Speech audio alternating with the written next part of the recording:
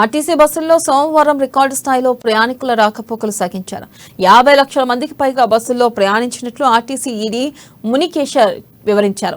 ఇక ఆదివారం సుమారు 41 లక్షలున్న ఈ సంఖ్య సోమవారానికి మరో 9 లక్షలు పెరిగింది.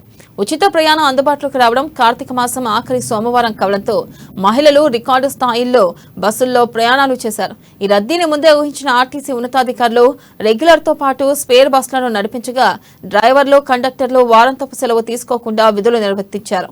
ఇక బస్సుల్లో ప్రయాణించిన మహిళా ప్రయాణికుల సంఖ్యను నమోదు చేసుకున్నట్లు ఆర్టీసీ వర్గాలు తెలిపాయి.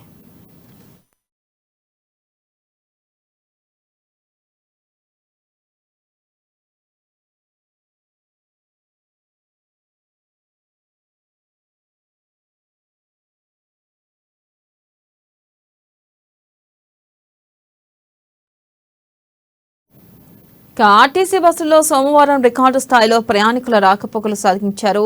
50 లక్షల మందికి పైగా బస్సుల్లో ప్రయాణించినట్లు ఆర్టీసీ ఈడీ మునిశేఖర్ వివరించారు. ఆదివారం సుమారు 41 లక్షలున్న ఈ సంఖ్య సోమవారానికి మరో 9 లక్షలు పెరిగింది. ఉచిత ప్రయాణం అందుబాటులోకి రావడం, కార్తీక మాసం ఆఖరి సోమవారం కావడంతో మహిళలు రికార్డు స్థాయిల్లో బస్సుల్లో ప్రయాణాలు చేశారు.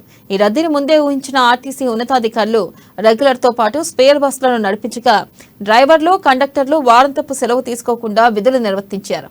ఇక బస్సుల్లో ప్రయాణించిన మహిళా ప్రయాణికుల సంఖ్యను నమోదు చేసుకున్నట్లు ఆర్టీసీ వర్గాలు తెలిపాయి.